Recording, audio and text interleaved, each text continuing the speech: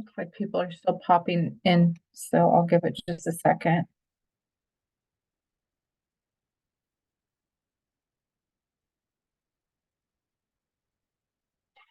Okay, it looks like the numbers are staying steady with people joining. I'm Carrie Potter. I'm an educational support coach with Family Matters, and we're in Compass session 5. Tonight, we're going to hear from Stephanie Woodley about behavior, and so you're all going to remain muted tonight, but you will be able to access the chat. So if you have questions throughout the presentation, go ahead and put those in the chat.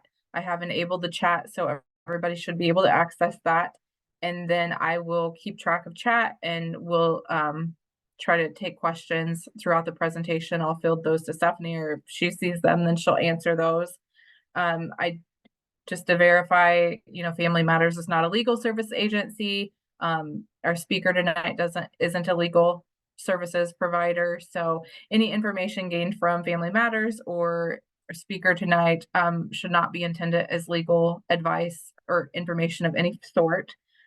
With that being said, I'm going to go ahead and turn it over to you, Stephanie. I appreciate you taking time out of your schedule to speak with us tonight. Thank you so much for having me this evening. My name is Stephanie Woodley, and I am the grant coordinator for the Illinois Elevating Special Educators Network. We partner with Family Matters, so I'm so excited to be with you this evening. I do have my contact information here, and I do also have our network's website here. And I just do want to reiterate what Carrie said. I am not a lawyer, so even though it says the law on here, I will talk about just what the law itself says. There are so many nuances with the laws and all of that. So the legal questions I cannot answer. It's merely what the law says when it comes to these discipline pieces that we're going to talk about tonight and different strategies. For myself, I am a former special education teacher. I taught special education for 10 years in the therapeutic day school and also in the public school setting. I also spent 10 years teaching pre-service special educators at Eastern Illinois University. And then for the last few years, I have been here with this grant. And this is a statewide grant that provides professional learning to educators across the state and also people who support children with disabilities. So really what we do is twofold. We want to retain special educators.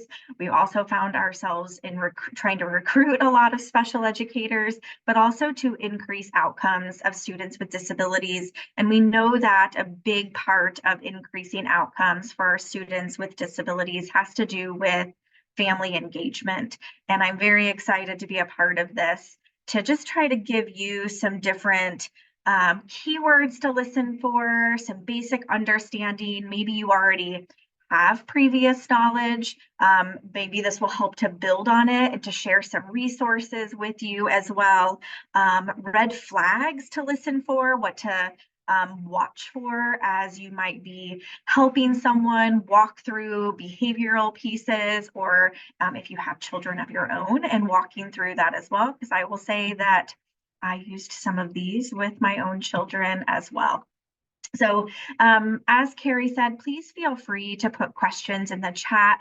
I will try to man them. I will warn you, sometimes I am not the best at them as I kind of keep going, but Carrie will stop me and we can answer questions as well as we go. And I have built in time at the end, hopefully, to answer questions. But I hope to provide examples. If you need more examples of something that I'm talking about, please feel free to, again, put that into the chat, because I do want you to get out of this what you were hoping to get out of it this evening.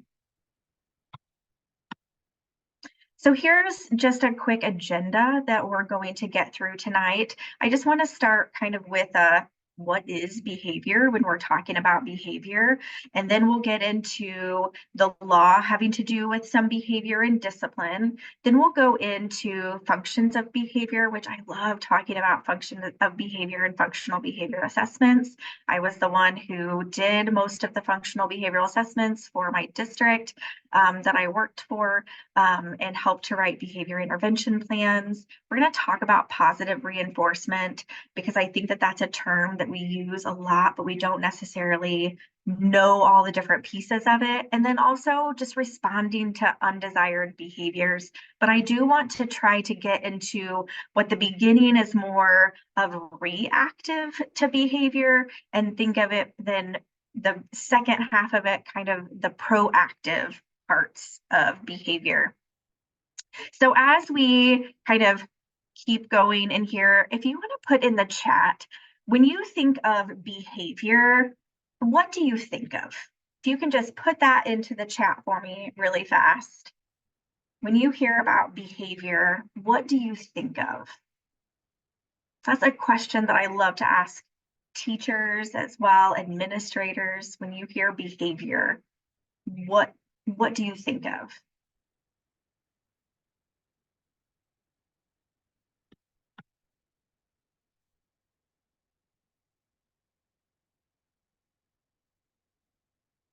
Yes, actions. How you get what you want or what you need. Response to action.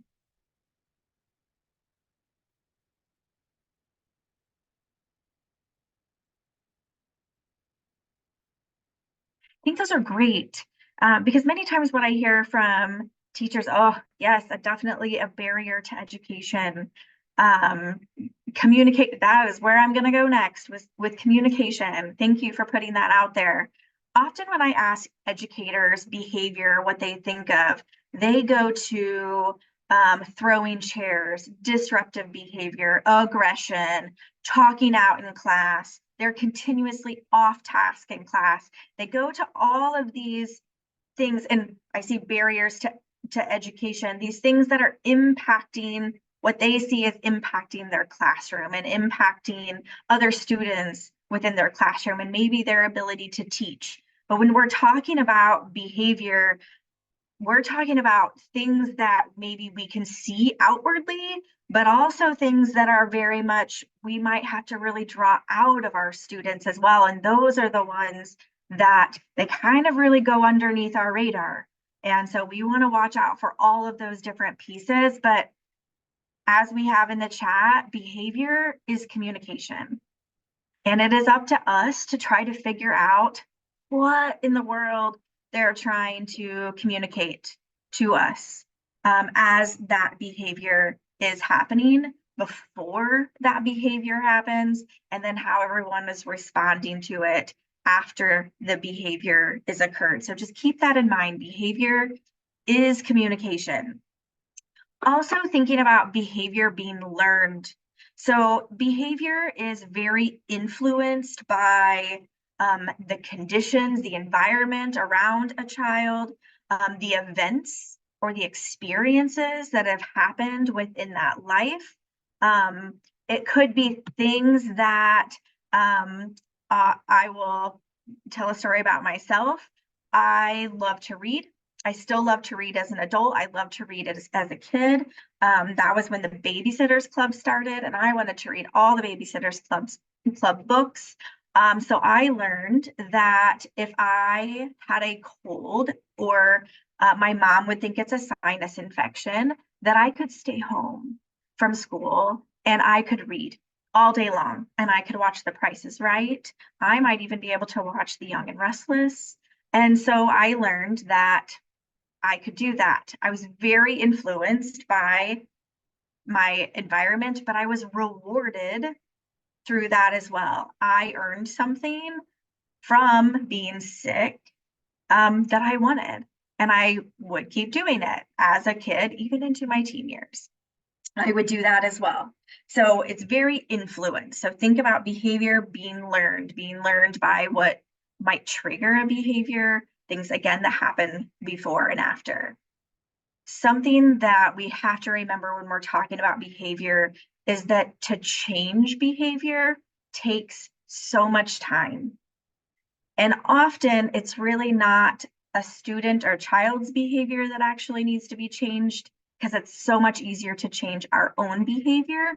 So many of the strategies that we'll kind of talk about tonight are really about things that we should be looking at and things that we should be doing to impact that behavior that we want to see. The other part of that is trust. So we want to encourage the behavior more than providing a punishment for a behavior. So always correcting what we would consider to be that inappropriate behavior. And we're going to kind of talk through this throughout this evening as well. So I want to begin just with law. And this first slide is kind of a progression of where we've gone with the law and discipline. So we start with case law. Most things are, and even though it says 1988, this case started in 1980.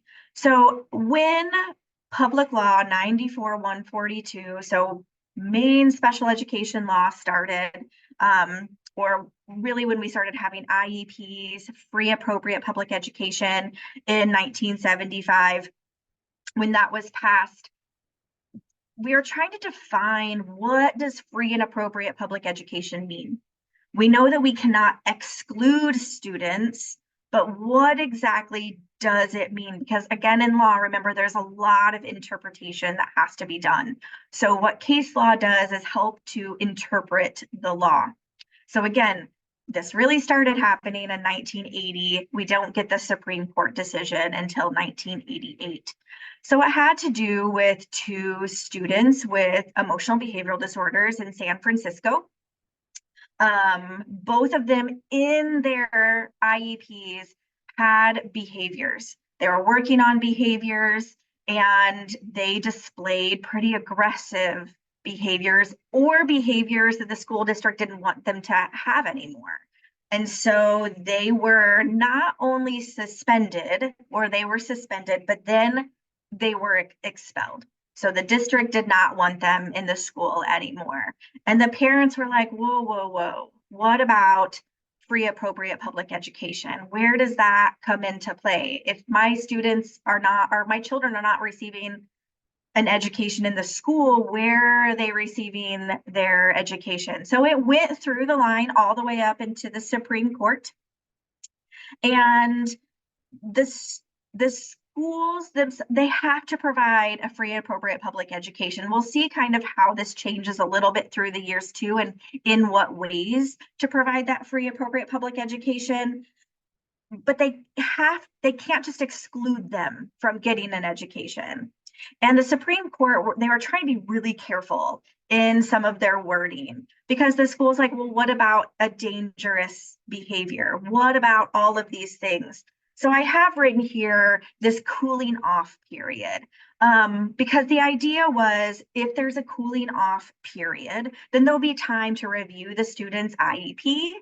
And I want you to notice this, with the ability to potentially persuade the parent to agree then to an interim placement. So a time in which they can receive their education in a different place other than where they were. So a change of placement would happen. So again, schools cannot exclude based on a behavior that is caused by their disability. Also, what came out of this was suspensions cannot be more than 10 days. We still have that part of it as well. Another thing to think about is that word dangerous. When it comes at this point to weapons and drugs, we can seek an immediate interim placement, but other than that, it's a stay put. But an idea was we have to persuade the parents, and then we can put them into that interim placement. Move forward to IDEA, or the Individuals with Disabilities Education Act, in 1997. We can't expel students at all without parent consent or a court order. That was put in there as well. And they also established manifestation determination. We'll talk about manifestation determination more here in just a little while, and I'll actually show you the IEP forms with manifestation determination. But the idea of manifestation determination is we have to show that whatever the student is being accused of is a manifestation of that student's disability. And it was presumed through IDEA 1997 that the behavior is caused by the disability. And if it's caused by the disability, they stay put. They stay in their current placement. So they stay put there. And again, thinking of they could potentially go in an interim 45-day quick placement with weapons and drugs. Those are the two things that's kind of that immediate. So let's move forward to where we are currently. So we're still in IDEA 2004 right now. IDEA 2004 narrowed in the manifestation determination a little bit, looking at it as a case-by-case piece, and went from that we presume that the behavior is caused by a disability to we have to provide evidence that it is a direct result of the disability. And when I say evidence, I mean data.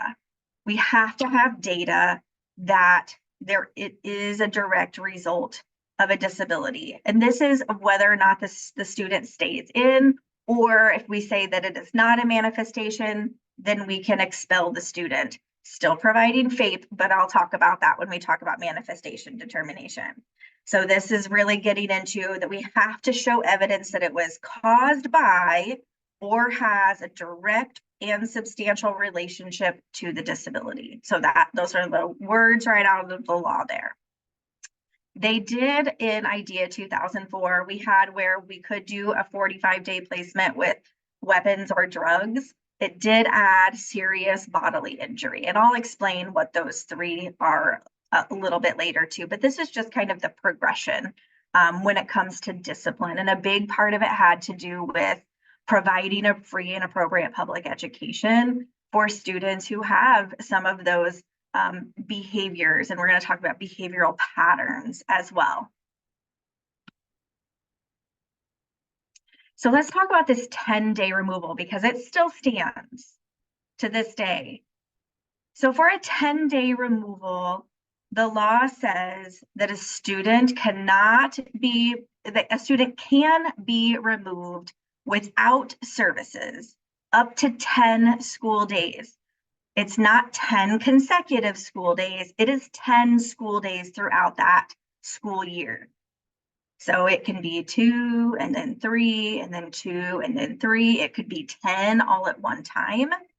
So it's 10 school days within that school year. Any time that a student is being removed, you should receive oral or written communication about whatever that specific disciplinary action was. So what the accusation is, what are the reasons for the accusations, and what's the evidence that they have that this occurred. And always be sure you have a copy of the school code of conduct, because that's where much of this is coming from, is that code of conduct. And we're going to get into if the student has a behavior plan and if the student has behavioral goals as well. So here's a caveat to that 10 school day, has to do with in-school suspension. If your student has in-school suspension, we called it AER. It was the alternative education room. It was in-school suspension. If the student has in-school suspension for a disciplinary action, if they are still being provided access to the general education curriculum, they're still being provided any types of services in their IEP, as long as that's feasible, that does not count towards one of those 10 days. However, if they are not receiving special education services as directed through that IEP or those pieces, it counts still as an out-of-school suspension. It counts in those 10 days. So in school doesn't count if they're still receiving their services, or it would be an out-of-school suspension, or at least count towards those 10 days. So that is really something to look for and listen for. And on the next slide, I'm going to kind of give you some other look for kind of things. The school that I worked at, we had, again, that alternative education room. And for the first several years that I was there, we did not provide special education services during that. And then it was brought to our attention that those students are technically counted as being suspended because we're not providing them their services. So we had to switch that very quickly. As a school district, and we had special educators who they were on a rotation, who would go and provide services during that in school suspension time. So that's just something to really watch for when it comes to those 10 days and in school suspension versus out of school suspension.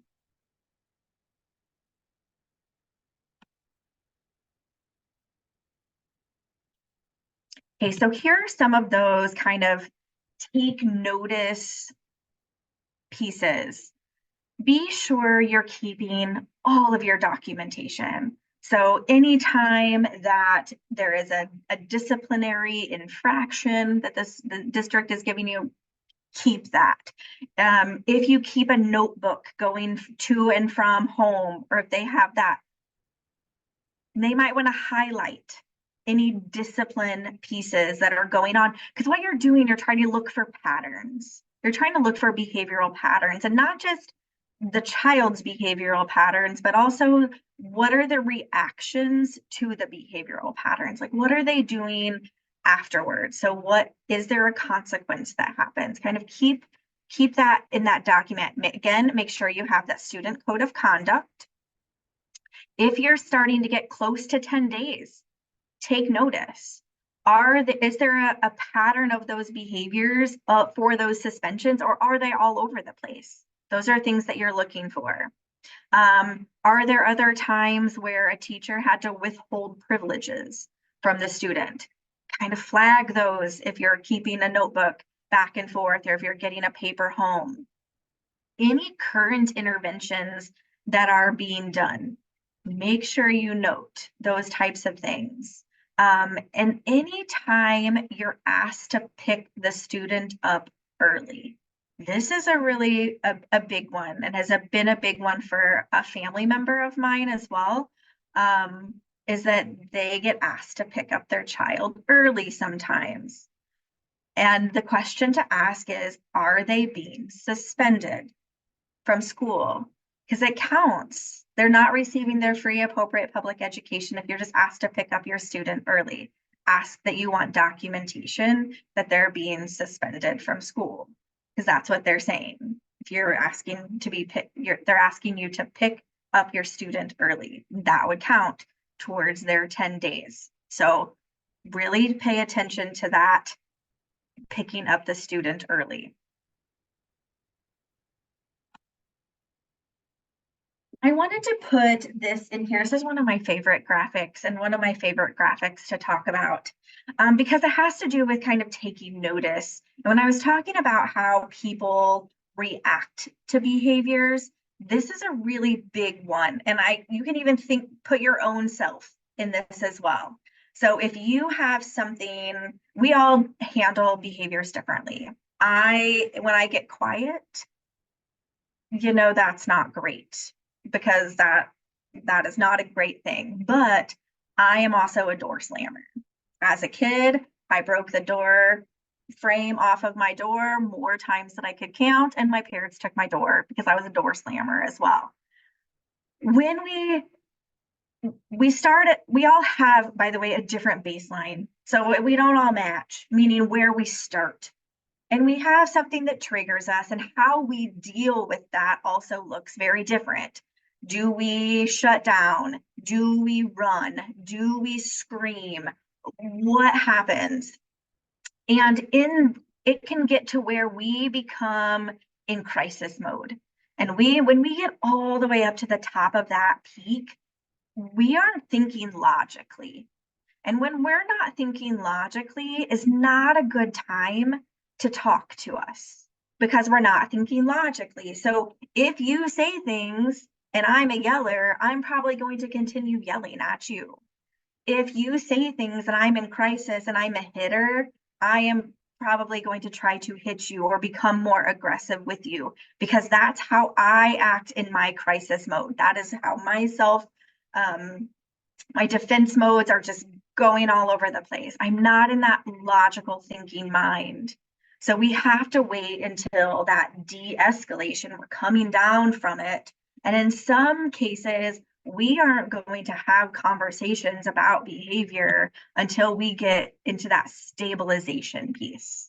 Because sometimes that de-escalation up here, again, still not great time. Maybe as we get down here, and sometimes it's the person as well. So when I'm talking about behavioral patterns and taking note about when behaviors are occurring, who they're occurring with, what evidence are they showing within there. If you're telling me that my child was in crisis and you were trying to talk to them, so they yelled at you and called you bad names, and now you don't want them in your classroom anymore, you were talking to not an appropriate time. So it's not that my child needs to change a behavior here. I need to change the behavior of how I'm approaching that. So I can work with the student later on about ways in which we can cope and manage the behavior, but also as the adult, how I'm also reacting and managing that behavior and my behavior in here as well. And that's a big piece when we are thinking about patterns of behavior. It's not only what you're seeing that the student did, but what's happening all around that behavior. And we'll get more into that as well when we're talking about functional behavior assessments. But I wanted to put this here because so often they're in crisis. They don't know how to help. I don't know how to cope with all of my crises. We can't expect a 10-year-old to do that either, or 20-year-olds. I'm 44 years old. So we have to remember that. So that's why it doesn't quite fit here sometimes, but I think it's really important to talk about it very early, because as we're talking about looking at patterns of behavior, because that will really take impact on the rest of the things that we are going to talk about. And you have access to this too, and it does give you some strategies in here as well. And by the way, when we're talking about behavior and behaviorism, I like to say I'm a behaviorist because I like looking at the antecedents to behaviors or the triggers to behavior and the consequences of behavior and thinking about it like that. This is very not behaviorism. This is more into that psychoanalytic piece. This is really about the talking pieces. So where I can observe and measure a lot of behaviors, a lot of this are internal processes. So we have to talk through them. We can't just do it from what we see. So that's something to think of here as well. So what happens after a student has been suspended for 10 school days? So what happens next? Well, we know that the school has to provide services. They have to provide a free and appropriate public education after those 10 days. So they don't have room to suspend the student anymore. So we'll talk about the manifestation and termination piece, but they don't have any more of those days. Another big part of it is that behavior intervention plan. We'll talk more about the behavior intervention plan later, but just a quick, a little bit of what it is. Your behavior intervention plan is a plan that is put together by the IEP team that is full of positive behavioral strategies to address the behaviors that you're targeting that you want to replace with behaviors that are more appropriate for the school setting. So this is all about positively impacting behaviors that you want to see. So a big part, if you're telling me that a student has been suspended for 10 days, why? That should be a huge question, which is why I say, as you're starting to near those 10 days, why? If you're even seeing patterns in those communication logs or some other, why? Why is this behavior occurring? So that behavior intervention plan, you want to check, is it accurate? Is it appropriate? Does it exist? Because that would be a big one as well. Once you've reviewed it, if it exists, it has to be adjusted. Something potentially is not working. So if you are telling me, kind of like our case law from earlier, that the student has behavior goals having to do with choosing the appropriate social skills or coping strategies, and you've been working on those, and they're still not showing progress, we need to change something up. A hard thing is with interventions, they do take some time to work, but they have to be reviewed as well. So what is working and what is not working? And I always say also, what setting, what people, and not just teachers, but peers, what is the subject area? You're looking at all of those different things. What is working, what is not. So if there is not a behavior intervention plan in place, you need to conduct a functional behavioral assessment. So a functional behavioral assessment, we'll talk more in details here in just a little while, but the main goal of that functional behavior assessment is to make the best guess possible on all the data that you have collected to tell you why a behavior is occurring.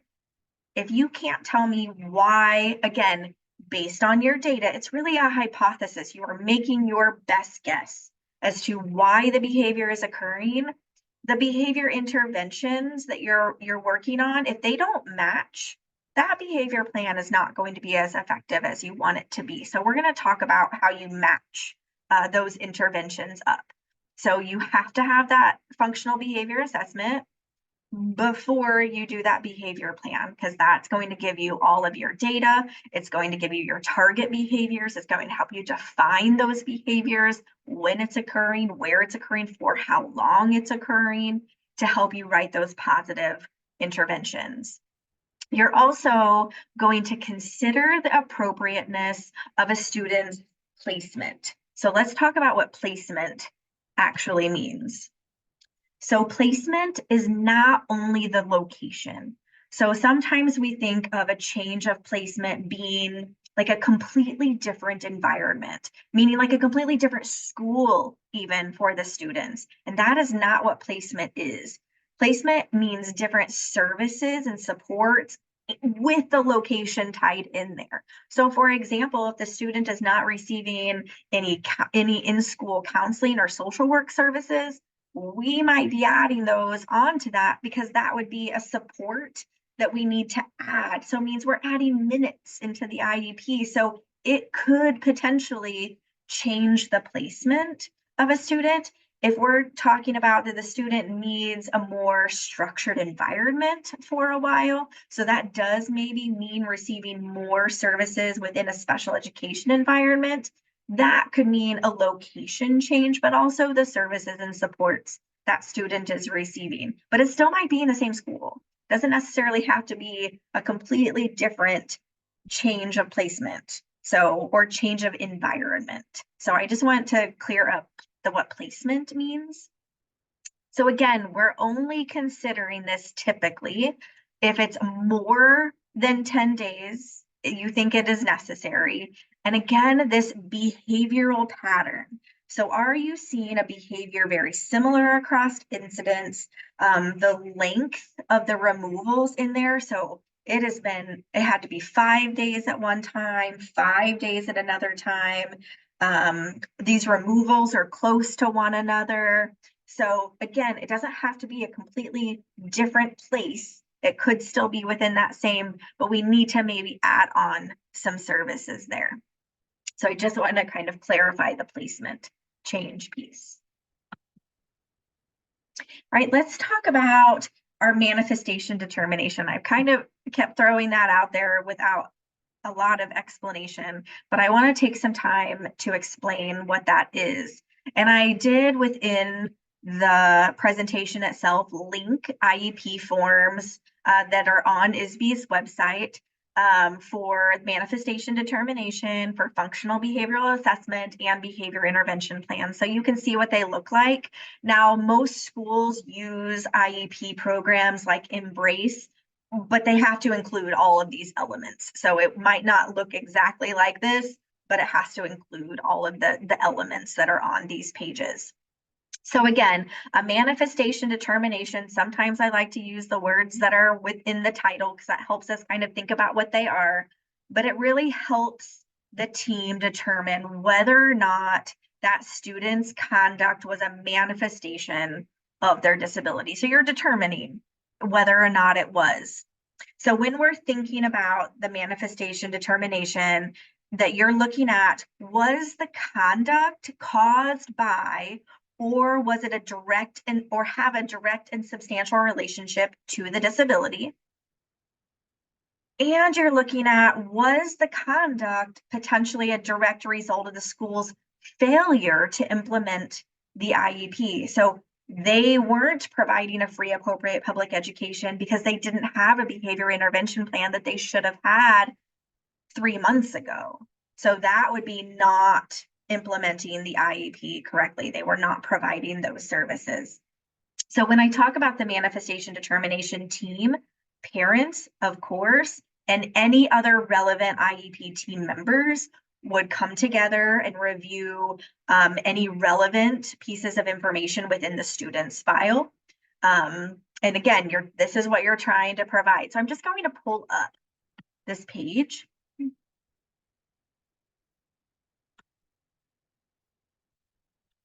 Carrie, can you just give me a thumbs up that you can see it?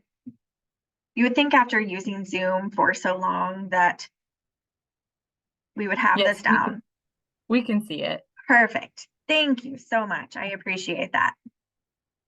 Okay, so the manifestation determination, it kind of walks you through. So you're looking at what were the incident or incidents. Remember, sometimes it could be one 10-day removal and it was one incident. It could be 4 different incidents, for example. So what were they that actually resulted in the 10 days that have happened? Then you have to think about as a team of that student's IEP and what is the current placement. Again, think of it as supports and services, not merely the location. So any of the relevant information. So you're really going to be looking at, did the student, again, have the behavior intervention plan? What was in the behavior intervention plan? Did the students have behavioral goals? Was there data already collected that goes with whatever that incident was? Are they related or are they not related whatsoever?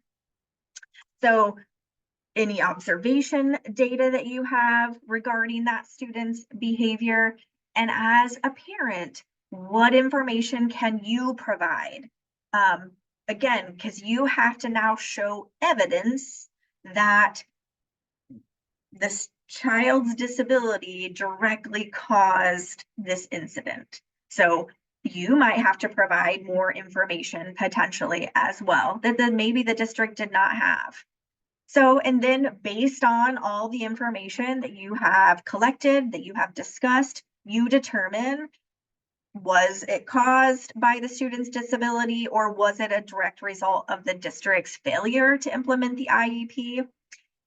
If your answer is yes to one of those, it doesn't have to be both of them, just to one of those, then you're saying that the behavior was caused or was a manifestation of the child's disability.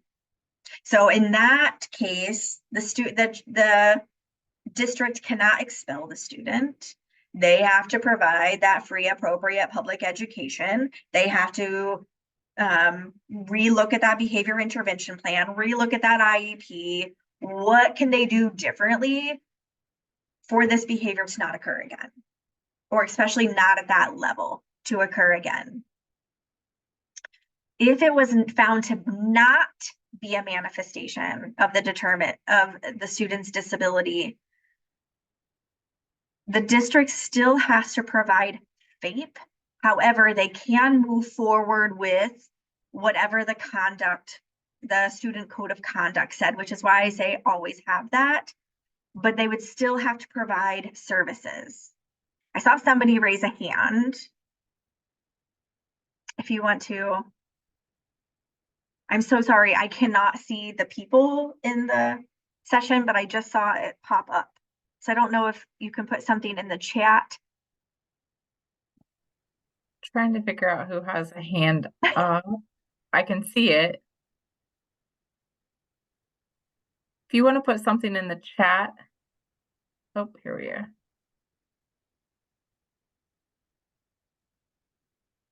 Yeah, just go ahead and put your question in the chat box and we'll be able to read it from there.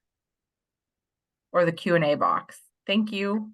Thank you so much. I'm sorry, when we're in this mode, I can only see Carrie, Abby, and myself. I cannot see the rest of you. So it just pops up that somebody raised their hand, and that's all that I can see. So and then it goes away. So it's like a really fast pop-up. So I apologize, but I am happy to answer questions if you want to stick them in the chat or any of those pieces, because I hate to move on if we have questions about this. So I really apologize, Amani. This is the first time I've kind of done it in this mode. So this is a first for me.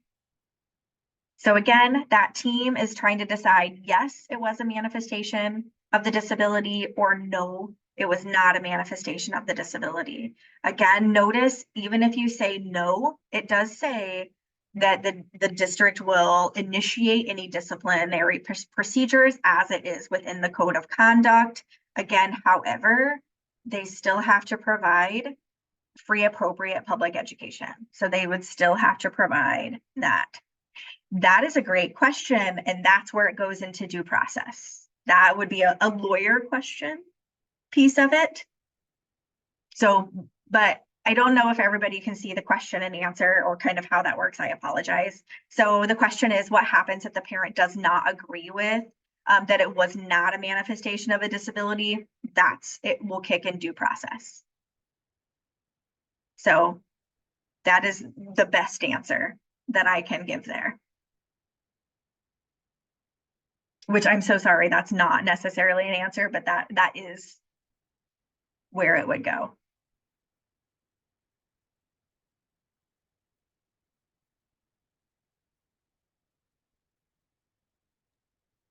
I have another question in the chat. What if the student is suspended and does not receive services for that day or days? So if it is the first 10 days, they don't have to receive services. After that, they do. And if you do not feel that they are receiving services, again, that would kick in. You would need to talk with the district. You would need to talk with the district administration, potentially go into and talk with a lawyer there. So, but the first 10 days, they don't have to provide services. That's why I always say watch where the services are between in-school suspension, out-of-school suspension, if they're asking you to pick them up early. So again, there are a lot of nuances that go into this when it comes to discipline. And I know that there are so many questions when it comes to discipline, especially of students with disabilities.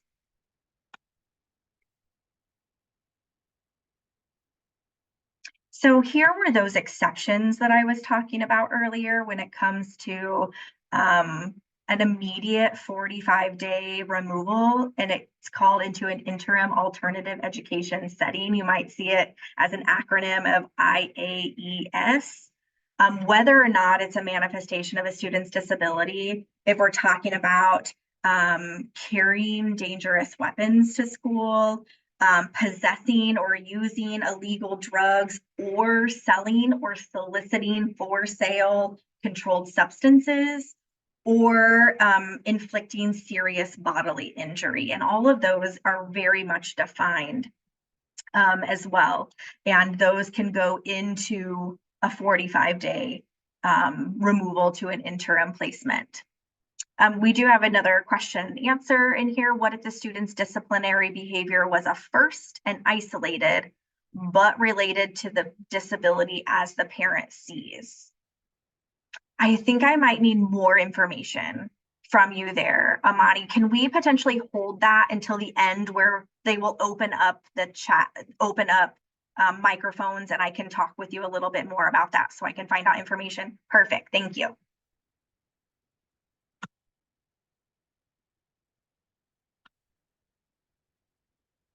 Okay, so now I want to talk about what we've been talking about has been very reactive.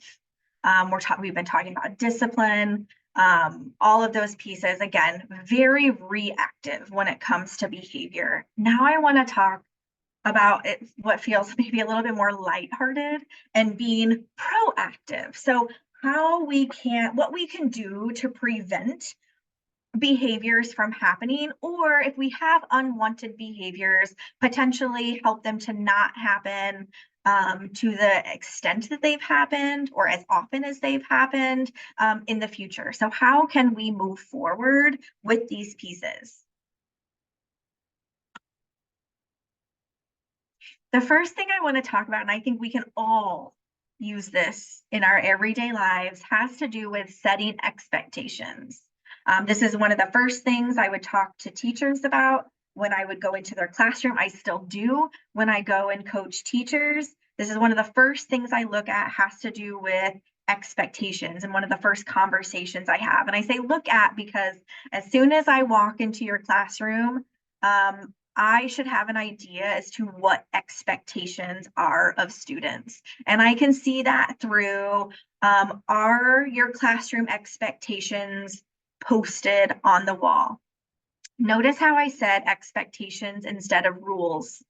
Expectations are very explicit. They specifically state, or they show pictures of what you expect. So if I say that I want students to keep their hands on their table, then I'm communicating that, and it might be posted up on my wall.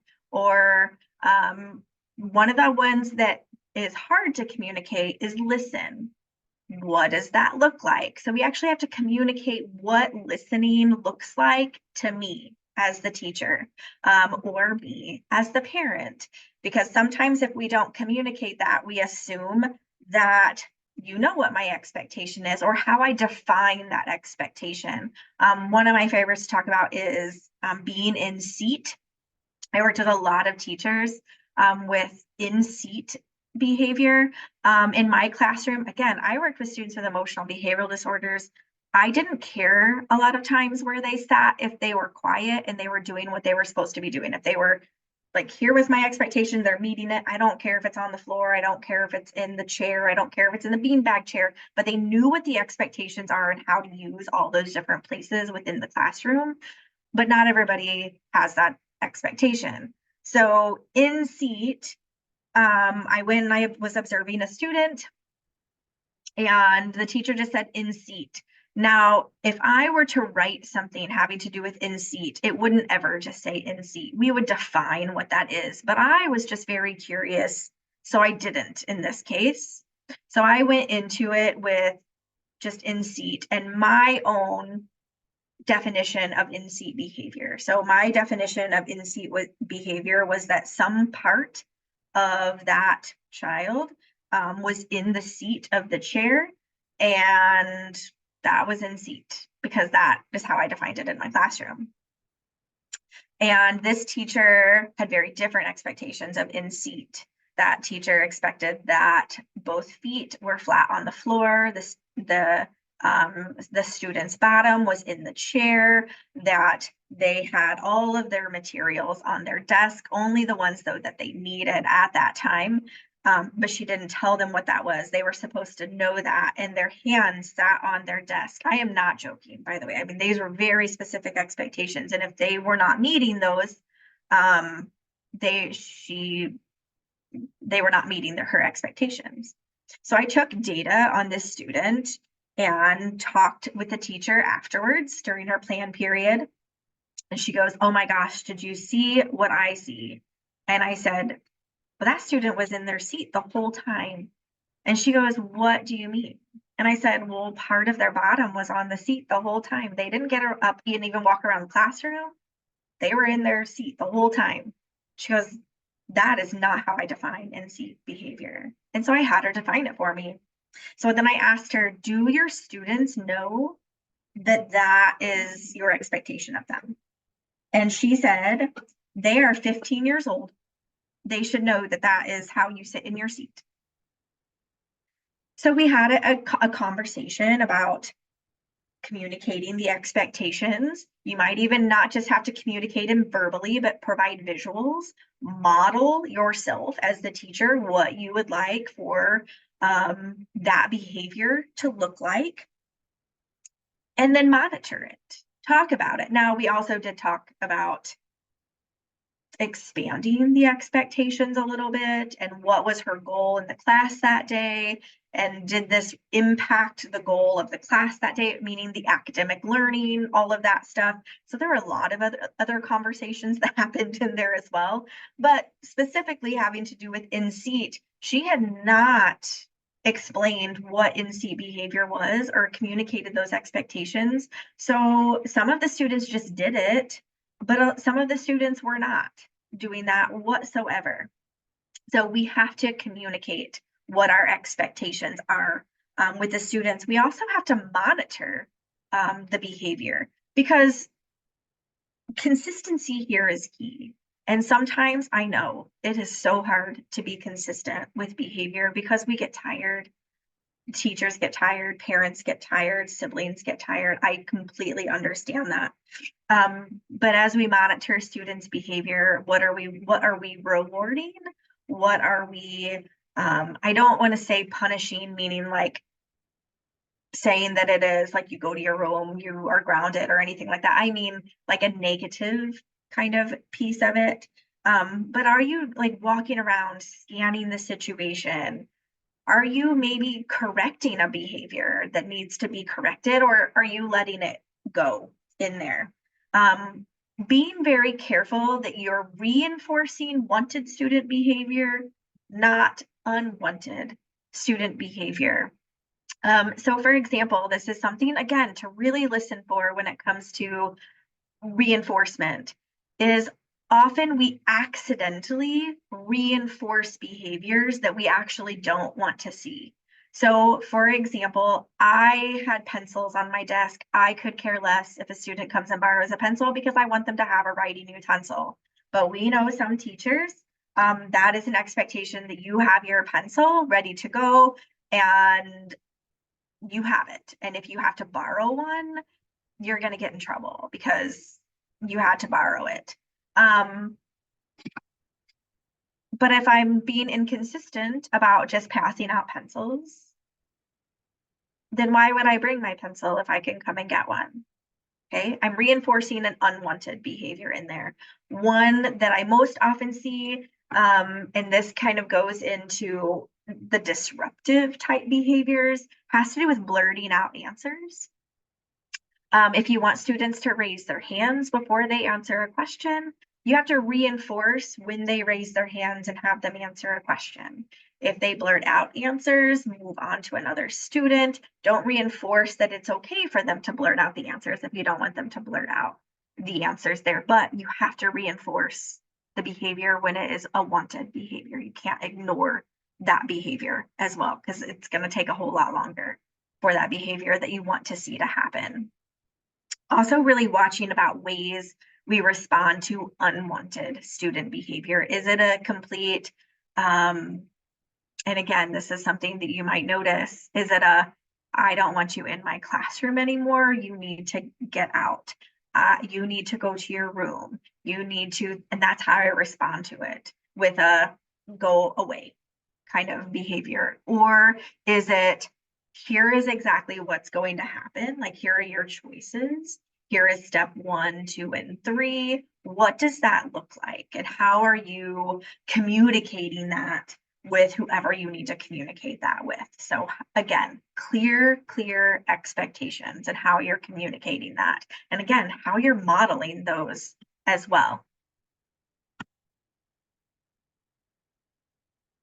So as we're talking about behavior, these are some very important pieces as we get into talking about functional behavioral assessment, thinking about behavior intervention plans. We have to understand or have a basic understanding of our primary behavioral functions. And again, we can use this in our own daily lives and think of our own things that we might do this with. So there are 4 primary behavioral functions. So I like the different mnemonic devices. So this one is seat. You could also rearrange it and it would say eats, either one. So the S has to do with sensory. So when we're talking about a behavior function, we're talking about a why. So why is the student doing this behavior? Like why are they doing this to communicate with me? What is that function that it has? So the S has to do with sensory. So what types of sensory stimulation feels good that's making me engage in that behavior? What is that sensory input need? I had a student who liked to rub shiny things, and he would go around, and if you like I have shiny earrings, he would want to go and touch my shiny earrings. He would want to go touch someone's necklace. If they had a nose ring, he would want to go touch that shiny nose ring. And that is a behavior. We don't want him to just go up to people to touch their shiny things. So we had to come up with a replacement behavior because it has to match it, but it had to take care of those same sensory needs of touching the shiny things. So we did it with pennies and it worked really well in his pocket. Again, he was an older student, but he loved his pennies and he actually still carries pennies. I talk to his mom still to this day. But it was that sensory piece, that it was that sensory stimulation of that shiny piece. The two main behavioral functions that we see are E, or escape. We might call it avoidance, or attention seeking behaviors. So if we're thinking about escape or avoidance, we're wanting to remove ourselves from some undesired situation, or we might want to avoid a person. So if it is math class and I don't like math, maybe I am not good at math, so I am going to say, I'm not feeling good, I need to go see the nurse. Maybe that is what I'm doing to escape. Now, I might really have been sick that day, but that would be where we keep data and we look, when is it happening? Are we seeing a pattern of behavior? And it happens, oh my gosh, it's happening in math almost all of the time, and they're wanting to leave that math environment. So that is a big one. And the other one is attention. So it's getting a reaction from a person. It could be a teacher, it could be a peer, it could be a sibling, it really could be anyone. And it could be attention seeking in very negative ways, but it could be a positive attention seeking as well. Sometimes that can look like interrupting a conversation. It could look like a lot of different things, wanting to go see this person all of the time because they give them positive attention. It could mean cracking jokes at inappropriate times because it gives me attention. It makes my peers laugh, and that gives me positive attention. Again, it's how I feel about it. And the last one is tangible. So to get something, which are typically highly preferred items. So it could be, I want the iPad, or I want the phone. It could be, I want my fuzzy blanket.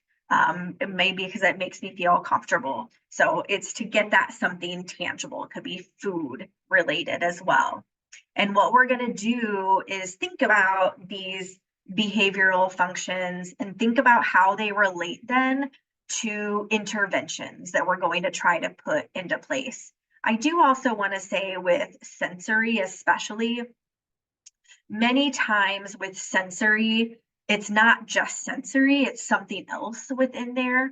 Also, behaviors, even with all the data we're collecting, we might not be able to fit them into one category. It might be a couple, and it might be some trial and error to try to find out, is this really escape or is this attention seeking? Because it might not be clear. And it might be, in some cases it's escape, in some cases it's attention. So there's a lot of data collection that has to happen around all of these pieces as well. So the next slide I put in here so that you kind of would have it for reference as you're going back through the slides when you're looking at functions of behavior. I really liked this because it shows not just a why, but potentials for when and then how to respond to it as well. So this you can kind of look at on your own, but use it for reference as well following this presentation.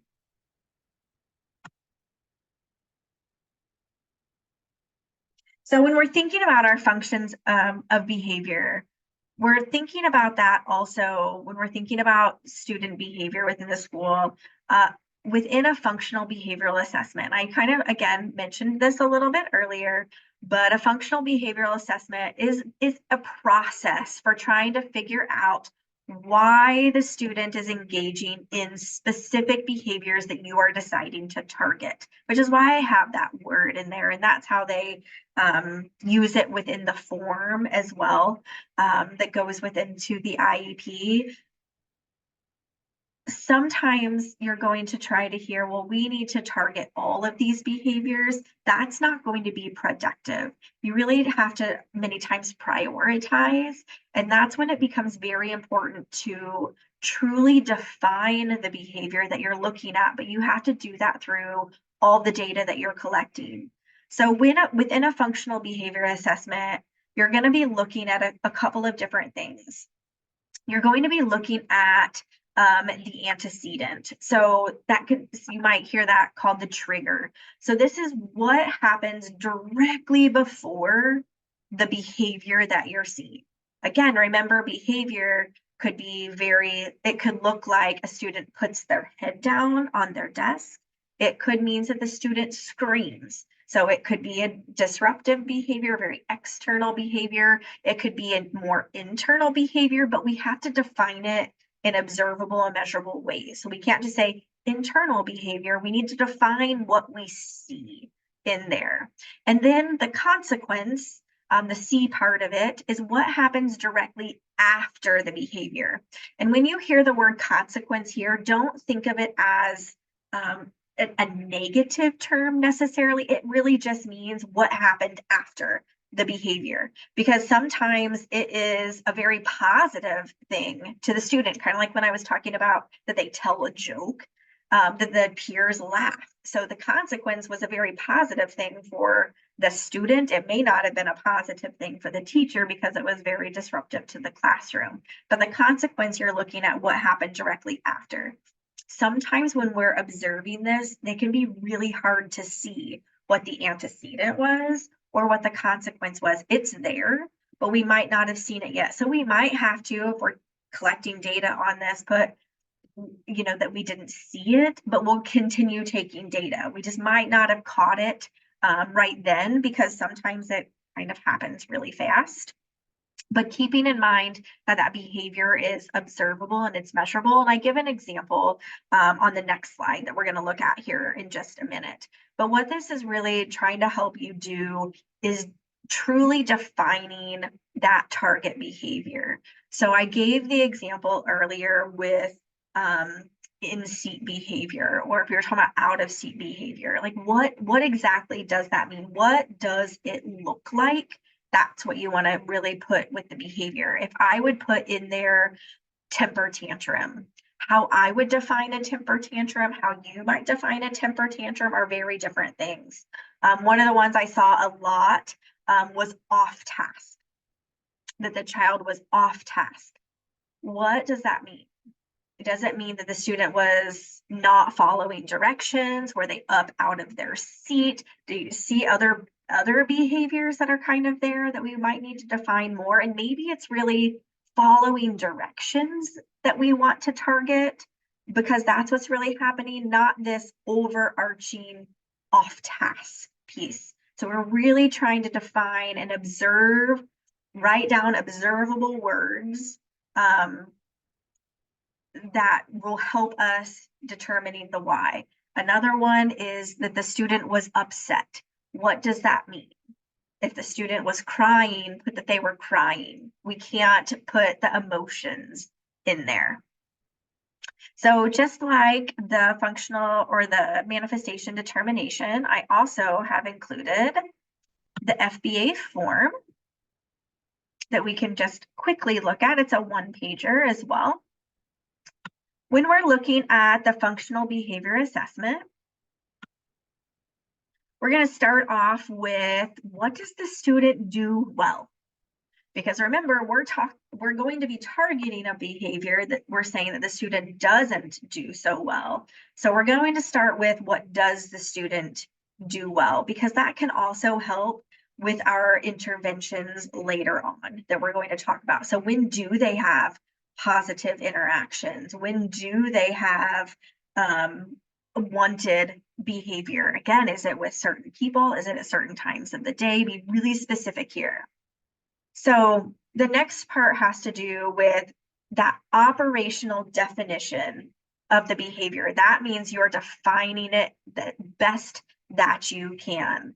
So you might be doing following directions. And so you are going to talk about that the student followed directions when provided the opportunity 2 out of 10 times in a 45-minute English class, for example.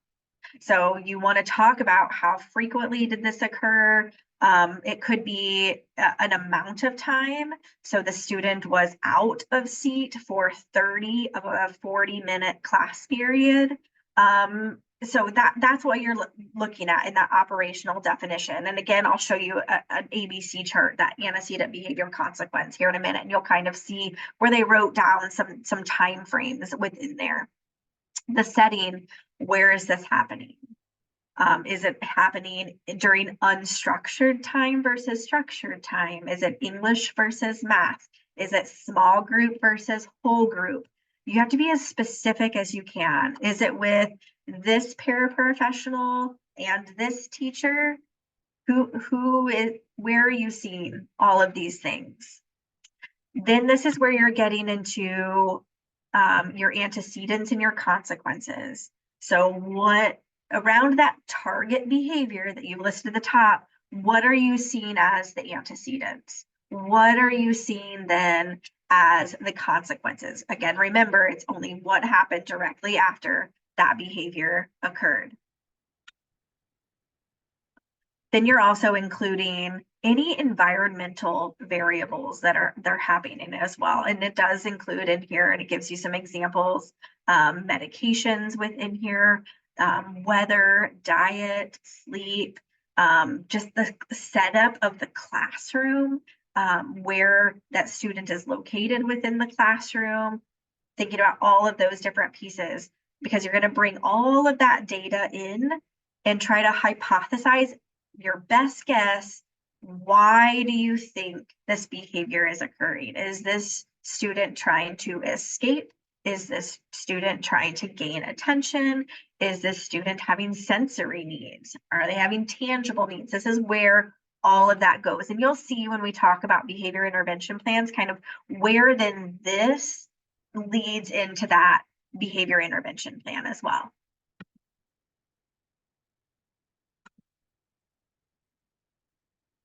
So here's that example that I talked about. So remember, antecedent, behavior, and consequence. So this is an example sheet that a teacher would take very anecdotal data. They're looking at, again, the setting, the staff or the person that is involved. They even have a comment section here. I like that they have the time, because I think the time of day can have a great impact on a student as well. Is it really early in the morning? Is it later in the day? If the student takes some type of medication, are we seeing it, wear off at a certain time? And that could be related to it as well.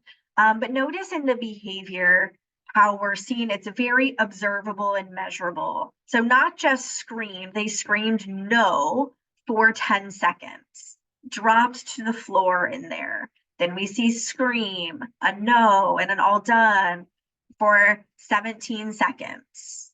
Screamed for 2 seconds, dropped to the floor in the doorway. So very, very specific information when it comes to behavior.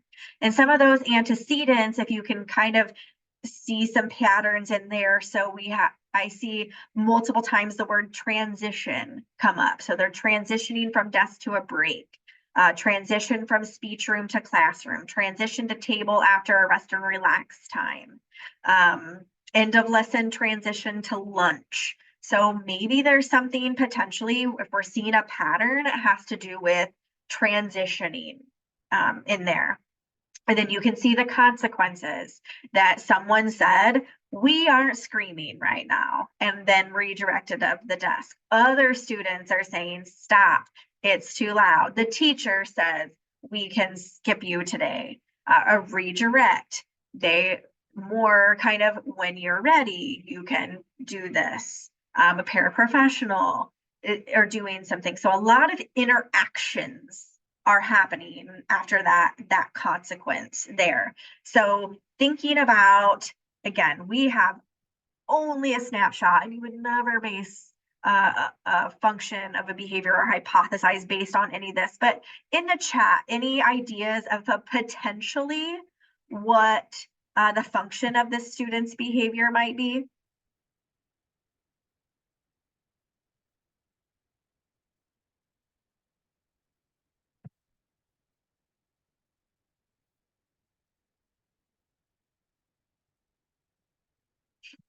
Give you some time to kind of look at it a little bit. Again, we have such a small little snapshot here.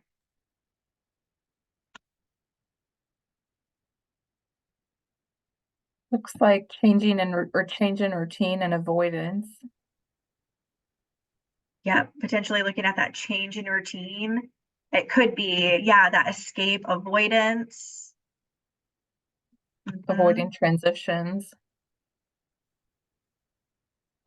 Again, that's really hard because we're just looking at this little bitty snapshot, but I just want you to see kind of the process that is used. And if you're thinking about this functional behavior assessment, you're sitting in a meeting, you're talking with a parent, or you're looking at your own child and you're thinking, what does this ABC data say? Talk to me about a pattern. Are you seeing a linkage? If you're telling me that it is avoidance, give me the data. Let's look at the data that shows me all of this. What are the antecedents saying there?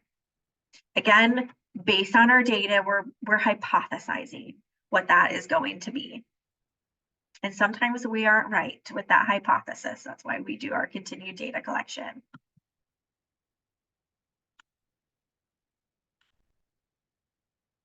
I agree that transitions look to be very difficult for the student. I completely agree with that. So we have our hypothesis. We've hypothesized that this is the function of the student's behavior, and let's say that it is avoidance.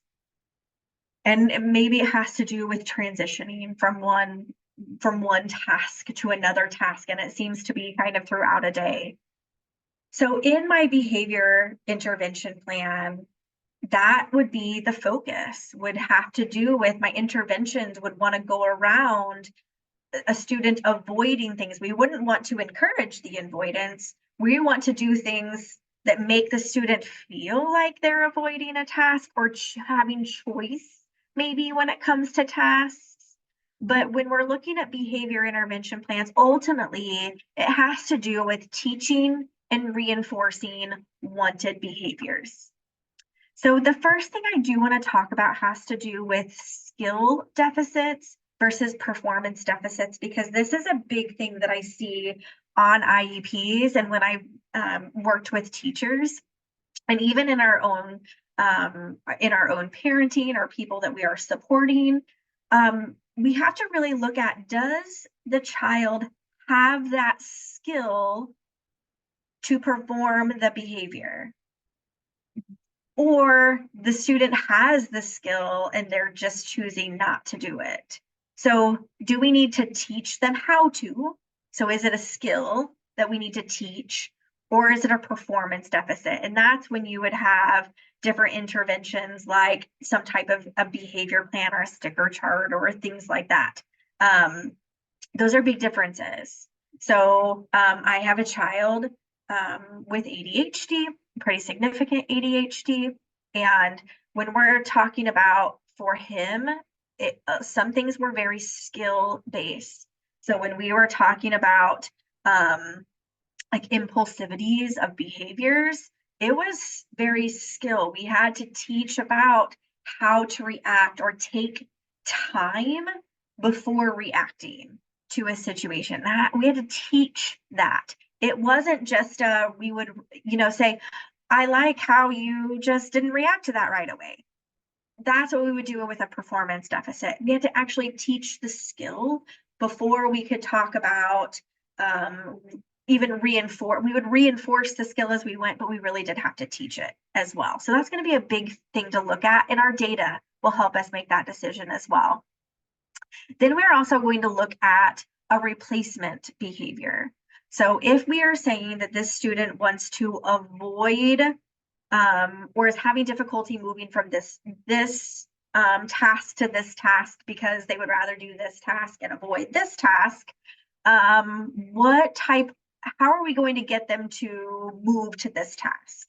So a lot of times we're looking at what we call replacement behavior. So in the functional behavior assessment, we have a targeted behavior, and that's the unwanted behavior. The replacement behavior would be the wanted behavior. So we want the student to transition into this next task. So we want the student to do that. So it would be, how do we get the student, again, that is very out there to say want to do it, but just to transition of maybe how we want it to look like or how we would prefer for it to look like. And again, the behavior intervention plan is all about positive strategies and supports, positive strategies and supports in here. And we're going to talk about what some of those commonly look like. So here is the behavior intervention form, and it's 2 pages. We're not going to spend a ton of time all this, but I want to see the relationship between the functional behavior assessment and the behavior intervention plan as well. So you're starting with the target behavior that comes from the behavior or from the functional behavior assessment. And then from that, is it a skill deficit or is it a performance deficit? Notice you're going to go back into student strengths. From the functional behavior assessment, you're going to go put it over here to what do you say is the function of that student's behavior? So you're transitioning all of that over into the behavior intervention plan. Also in the behavior intervention plan, and this is something that I kind of talked about earlier of making sure you're keeping track of as much as possible, are what are the interventions that have already been tried? So are there things that have already been tried that do not work at all? Or are there things that have had some positive impact that maybe we need to keep trying, or maybe we need to adjust or adapt that just a little bit? And the big difference here is we're going from the targeted behavior, that unwanted behavior, to the replacement behavior. So what is the new behavior that you want to see? So you can think about even as unwanted and the wanted behavior. So in the behavior intervention plan, again, remember positive strategies and supports, and it asks you to go through all of these different things. So looking at the environment, what are ways that we can do the environment? Remember, it asked us about the environment on the functional behavior assessment too. And if we're saying that on the functional behavior assessment that this type of environment isn't great, then how can we potentially change it into a positive and adjust the environment so it positively impacts the student? Same thing are there any strategies that the teacher might need to use having to do with instruction or materials that are being used within there as well? Just different positive supports. We'll talk about positive reinforcement and kind of what that looks like. We'll define it just a little bit better because that is one that I see on here a lot, just as positive reinforcement without really defining what that means for that student. Anything that motivates the student, that the student sees as a reward. And again, I say the student because they're the ones who decide this, not us. If we decide what the motivators are, rewards are, they might not have the greatest impact that we want them to have, that we want the child to have choice within there. It does ask within the behavior intervention plan to talk about any restrictive disciplinary measures within here, and under which that you would see any of those be used, and if there needs to be a crisis plan in place. How are you going to figure out if these interventions are working?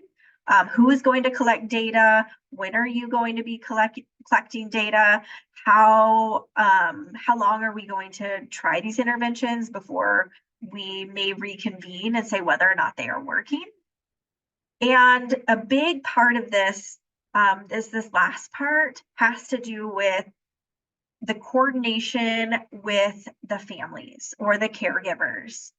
How are you going to bridge from the school setting to the home setting? And here's what I'm going to say about some of those two to really think about.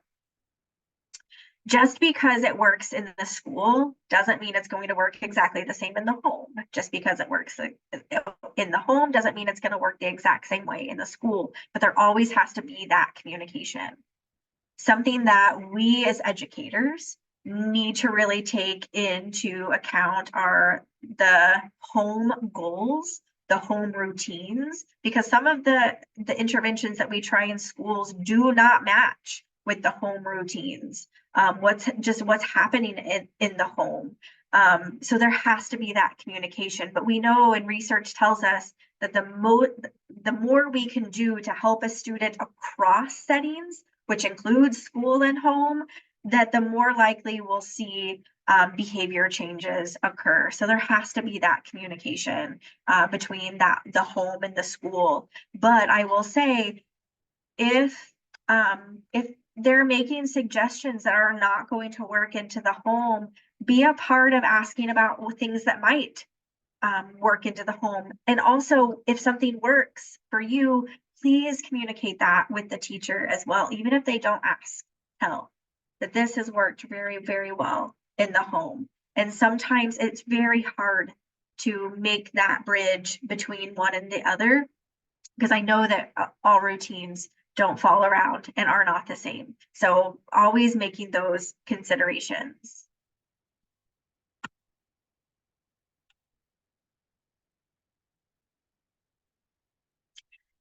So let's kind of talk about a little bit about function-based intervention. So when I say that, function-based interventions, we had the functions of the student's behavior. So you kind of see those here. So function-based interventions are those interventions that go with the functions.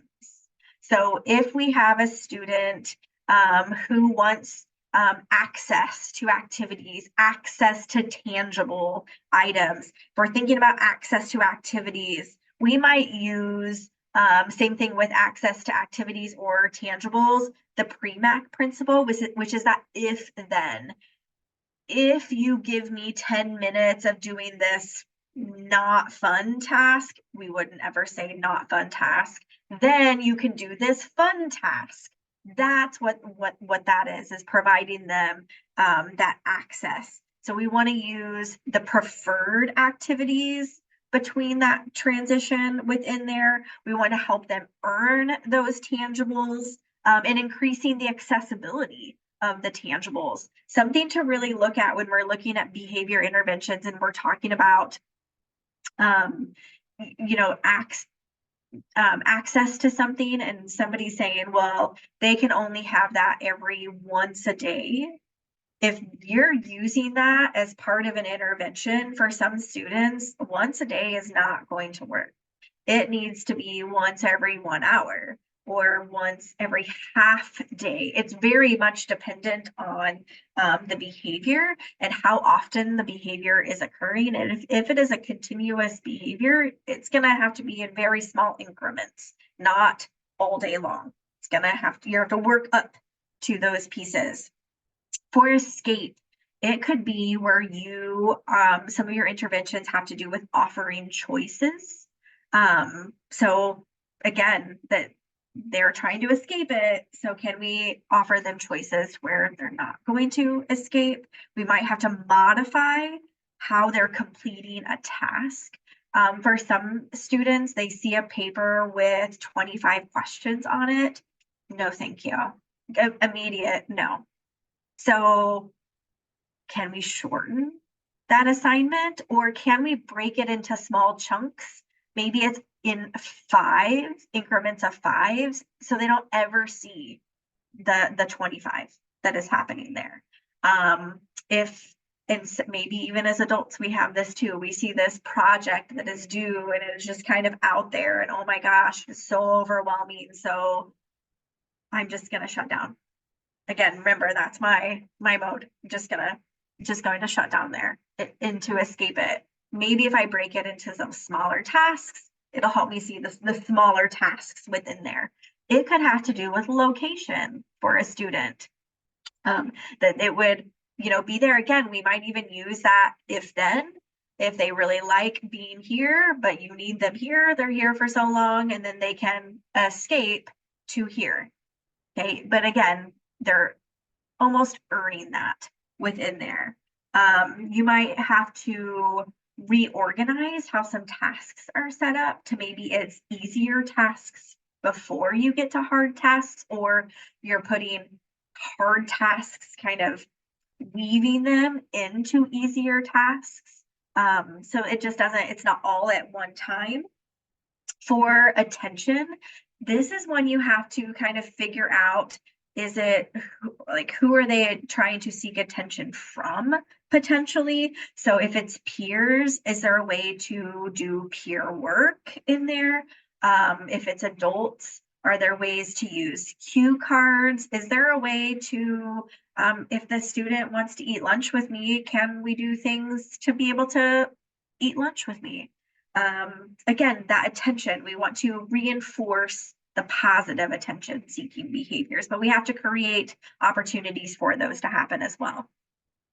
For sensory, again, figuring out where that is with sensory, can we have some type of stimuli that matches what the sensory is? My example had to do with my student who really liked shiny things, and we provided the penny. The penny was a more appropriate behavior, but needed that stimuli that was in there as well. And sometimes sensory is about adjusting the environment as well, especially if it has to do with noises, lights.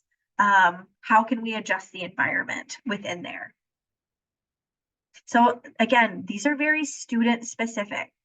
So in those computer programs that are fantastic, I remember when IEPs were all on paper and they were in triplicate form, and you handwrite them and you put them into separate piles, one for the parents, one for the school file, one for my file. And then we went to computer programs. They are fantastic. They make life a lot easier. In things such as a behavior intervention plan, they can be great. They have little arrow drop down bars, for example. Always really look at, again, not that we can't use those, you absolutely can, but they need to be individualized and appropriate for that student. So not just like, oh, that sounds good, that sounds good, that sounds good. They need to be appropriate for what you're telling me the function of behavior is, the replacement behavior is, how you defined the target behavior to begin with.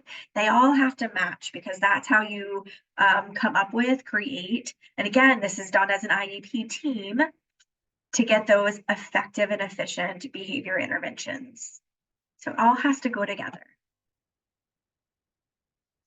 In these next couple slides, I want to talk about just reinforcing behaviors. Again, when I look at some IEPs, I see a lot having to do with positive reinforcement. So I want to kind of look at it in terms of feedback and just positive reinforcement kind of in general.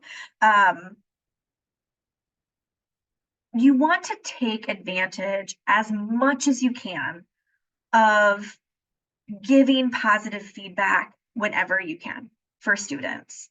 There have been a lot of research studies done that teachers thought that they were providing positive feedback, but they were providing very generic positive feedback. For example, it's okay to say, by the way, a good job every now and then, but we can do much better when it comes to effective positive feedback. For some students, a good job it might make me feel good, but I don't know what I did. I don't know what I did to get that that good job. And what we want to do with this effective positive feedback, we want to make it to where they really liked being that specific and hearing it for that specific purpose. So I'm going to continue doing that wanted behavior over and over again because I liked that positive feedback. So the first thing it has to be is very accurate. And this kind of goes somewhat with sincere as well. I'm a very positive person. I love providing positive feedback. I love seeing kind of the best in people. Students can sniff out when you are not being sincere. 100%. And I have worked with teachers who it felt very, very forced. The positive feedback did. When they were giving positive feedback, it was almost like they were making things up. So when I say accurate, like it has to be what the student actually did. It has to make sense in the moment as well. And that's even where it gets in with specific and descriptive. Again, a good job every now is fine. I like to hear a good job, but I like to hear even more if someone says, wow, Stephanie, thank you so much for getting that report in 2 days early. That doesn't happen, but that would make me feel really good if someone was that specific instead of just a good job. I might not know what I did to do that good job. Same thing with our students. Be as specific as you can. Thank you for taking your book out as soon as I asked you to take your book out, especially if it's a student who usually doesn't. You want to really, as much as you can, point out those very positive behaviors, especially if you're working on those positive behaviors with students. Sometimes we see our positive feedback as contingent sometimes, and sometimes for students that's okay. I worked with students who could not take a lot of positive feedback. It was very hard for them to hear because of experiences they had within their lives. So I had to be very purposeful when I gave that very specific positive feedback to them. So it might have been when they are just learning a new skill or they're performing a skill that they had not performed before. If it is some type of behavior that requires a lot of effort on their part, really giving them the positive feedback on that. But for some students, there was too much positive feedback. So again, you have to know your students and have the relationship with your students within there. I put age appropriate in here. And again, this is, you have to know your students. I taught college classes and I gave stickers and they absolutely loved stickers, especially if they were the scratch and sniff stickers at the college level. But some are going to think that that is completely ridiculous for that age appropriateness. Some students might think a high five is completely inappropriate for them. And for some students, it might need to be more a private conversation that you have with them as well when it comes to that positive feedback. So on those behavior intervention plans, if we see we'll provide positive verbal reinforcement, what does that mean? You have to define it a little bit more than just saying that, because it's really hard to say whether or not an intervention was effective if we didn't know exactly what that intervention looked like to begin with. And I put this slide in here again so you can reference are just different types of positive reinforcement. And again, this really goes back to it looks very different for the students. The motivator, the reward, the reinforcement has to be something that they like, or they're just not as likely to continue to show that wanted behavior. So you have to get to know them. Sometimes we use interest inventories for students. We have conversations with students. We talk with the families. And I know on here it uses some food items, and schools have gotten away many times from food items, but that still is part of it. And some do that. And in the home, we might do that as well. So I just kind of wanted to do all types of things. It even kind of goes into some sensory things on here, maybe with different sounds or different scents. But it is, again, but match it up to what that behavior is and that behavioral function.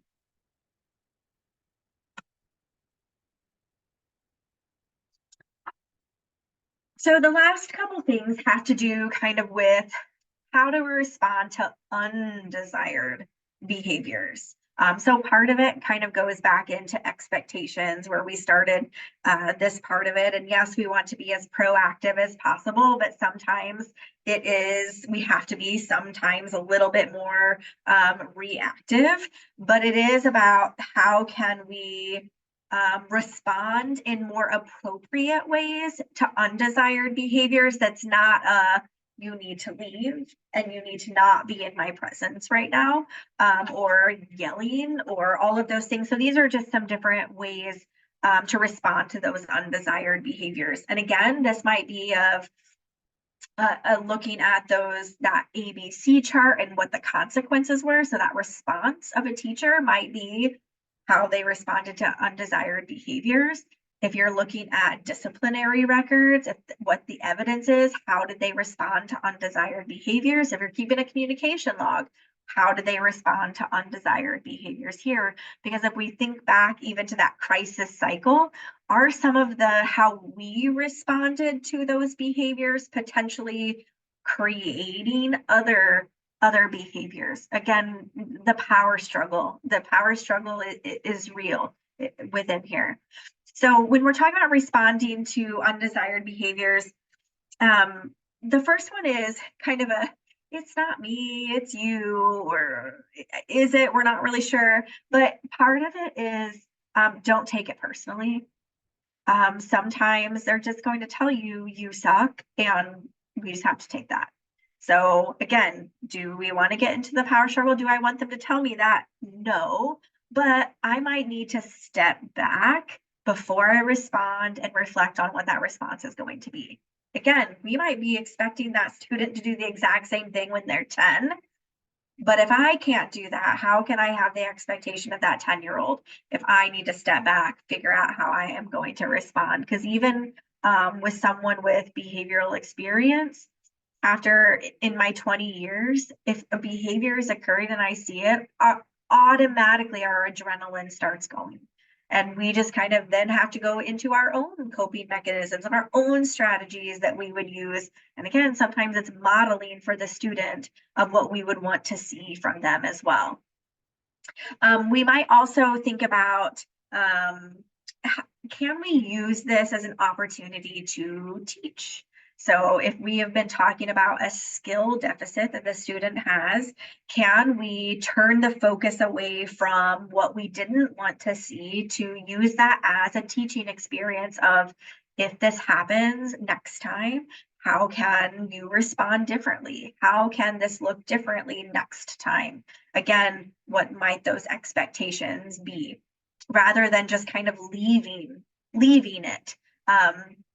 Sometimes when we see, and probably many of you have seen these in classrooms, they're starting to go away, are the stoplight systems.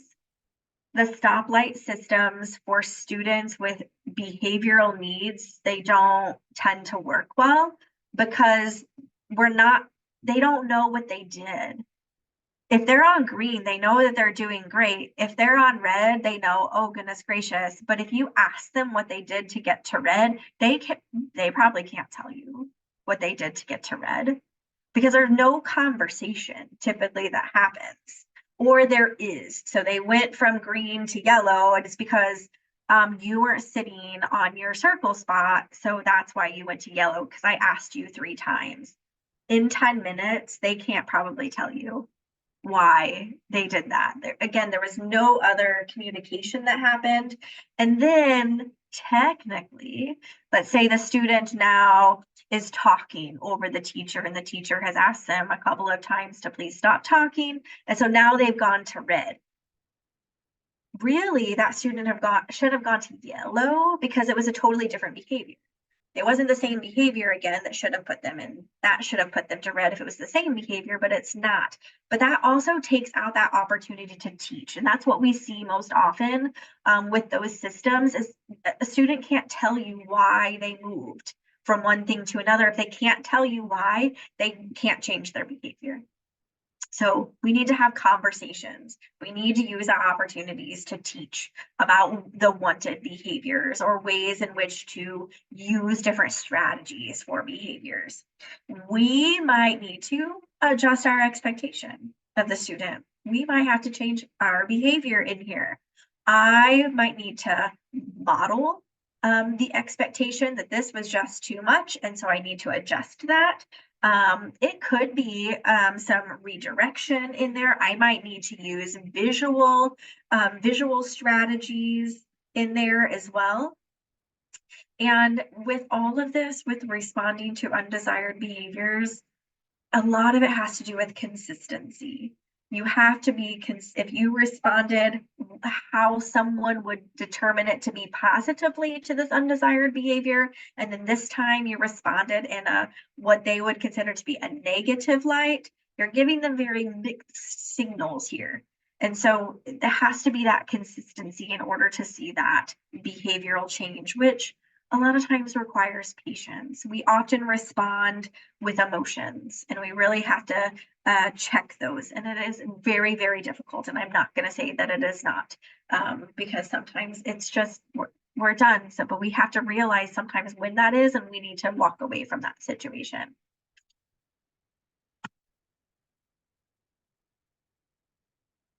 So then the last couple slides are about non-compliance. We might consider that to be defiance, kind of the before and the after parts of it. These are kind of the behaviors that I see most often that we talk about. So these are ones that are very non-disruptive to the environment, kind of non-obtrusive, let's say, to the environment. A great one is just proximity control. So moving closer to the situation, and the idea is that internally, the person who, let's say, they are making noises with their mouth and it is in a very quiet place and they need to stop making noises with their mouth. The idea is if I get really close to them, they're going to internally be like, oh, that person's getting close. Is there something that I'm doing? I'm making noises with my mouth. I should stop. We know that that's not going to work for everyone. I had a professor who was great at proximity control. When she would walk up and down those aisles, if she stopped right next to you, you knew there was something. You're like, am I taking notes? We didn't have laptops back then, but I swear I didn't say anything to my friend next to me. I'm taking it, but it really is those internal processes or like, what am I doing that I'm supposed to not be doing? I know that I'm doing what I'm supposed to be doing, but that just, again, but it's really not obtrusive. I'm not even using words there. It is merely standing close, changing my proximity into that situation. Getting the student attention, again, doesn't have to be verbal. It could be you have cue cards. It could be that you have just non-verbal cues, those mom eyes, the teacher eyes, those types of things, trying to get the student attention in there. If you are using verbal language, it's very clear and concise language. So in a language or using words, the student can understand in there, and it's kind of directing them towards what you would want to see. So no does not help necessarily. It doesn't tell me what to do instead. So it might stop whatever that targeted behavior is, but it doesn't give me a direction to move of what I need to do next. So kind of think of it like that. We often, as adults, give a lot of directions all at one time. We just kind of spew them all out. A reason that they might not be following through with those is because you lost them after number one. And they might remember number one, but they know they didn't remember the next four. So we're just not even going to start. So just breaking that down into tasks and even using some of those transitional words.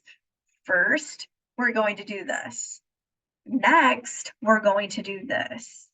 Then we're going to visual cues with those are fantastic as well. So again, kind of being a little bit proactive within there. The cueing to do, that's kind of what I was just talking about. Instead of saying no, no running in the hall, we're going to say walk in the hall. So instead of no running, they might stop them from running, but it's still not going to give them an idea of what comes next. Whereas if I cue to do it, you're cueing them of what you want to see there. The more we ask questions, the more we might have a no. So if you say, could you please fold the laundry? No, you asked a question there rather than please fold the laundry. I'm cueing them to fold the laundry. There wasn't a yes, no question in there. Again, doesn't mean they're not going to say no, but we are kind of changing our language there of cueing them to do rather than asking them a yes, no question in there. I already talked about visual prompts, which are fantastic, and especially if you can remove them as you do them as well, if that is what a student needs. And another thing sometimes as adults we are not so great at is allowing enough time to respond. So I ask, I cue to do, and then I need to give time for the child to process what I said, maybe to ask questions on what I said, not please fold laundry. Give them time, see what happens. If right away I said, please fold laundry, I don't see they do it. I told you to fold laundry. Right there, it's like, again, now we're starting to escalate the situation automatically. So just allowing time to respond, allowing time to do.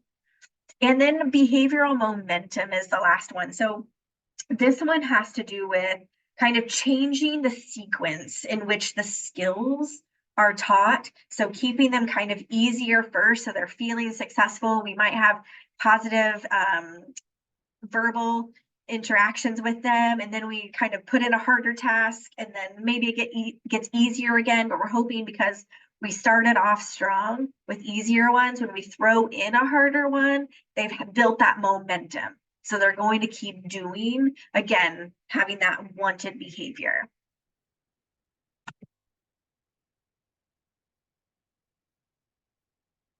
So this is kind of that non-compliance and the after piece of it. So keeping in mind, there's always something that went right. And sometimes that is hard to find, but we have to find that bright spot within there. There's always something that went right. And we need to point that out as we start. Because if we approach it as a negative concept, it's going to start escalating that situation very quickly. Again, with what you're using with the child, with anybody, you have to know them, have a relationship with them. Within their humor can be a great thing as you're approaching the student. Some students that will not work with whatsoever. Same thing with sarcasm, will not work with all of them, and that's sometimes very person specific as well. Just asking for that support, asking for that cooperation, acknowledging that they can cooperate, acknowledging things that they've performed in the past that for some reason right now they're not performing. It might be offering them a choice. Choices offer control.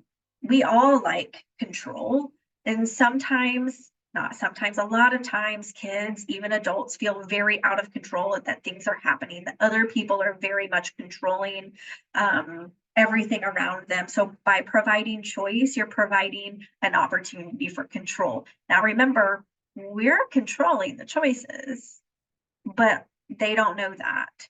They know that they're being offered a choice, which in their mind can very much be that control and that safety piece.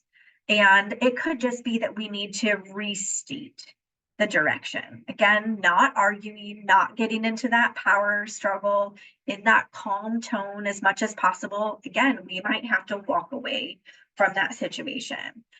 We might need to lead it into, like, if there is this, like what happens? Like just seek and question, maybe even a little bit in that restate directive.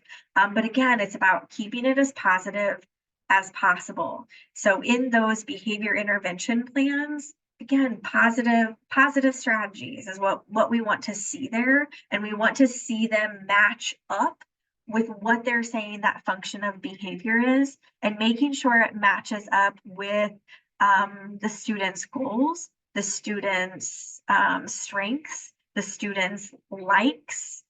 If there are dislikes, that's not being included in there. But making sure that it is very individualized, because the more that it is very matched up based on our data, the more likely it is to be effective at helping us to look at a changed behavior that we might want to see in there. I know that I have thrown a whole lot at you tonight, and we have about 10 minutes still left in here. If there are any questions, you have access to this, and I'm going to send Carrie to send out some other resources for you as well. I know that behaviors can be very daunting often. But I think that through team efforts, through practice, it takes a lot of practice. I will even say with the students that I worked with, I was probably more successful with behaviors than I was with my own children, because that's just a whole different ballgame, and I understand that. But I also hope that I gave you some things to listen for too, as you're working with families, and you are families working with families with children with disabilities. Just kind of thinking of not just the red flaggy things, but making sure like everything just kind of moves forward in the direction that we all want to see it go. But if you have questions, please feel free to ask. I know there was one earlier that I needed a little bit more information on too, but we can even stay on a little bit and I can get that as well. If anyone has questions, I mean, feel free to put those in the chat, or if you raise your hand, I can unmute you.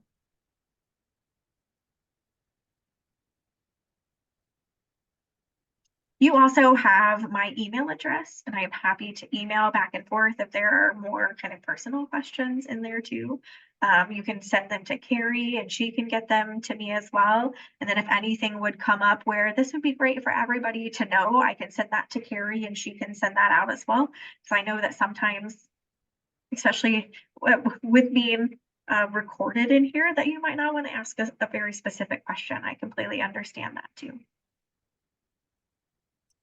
And we can actually stop recording at this point since the presentation part is over. So I'll go ahead and do that.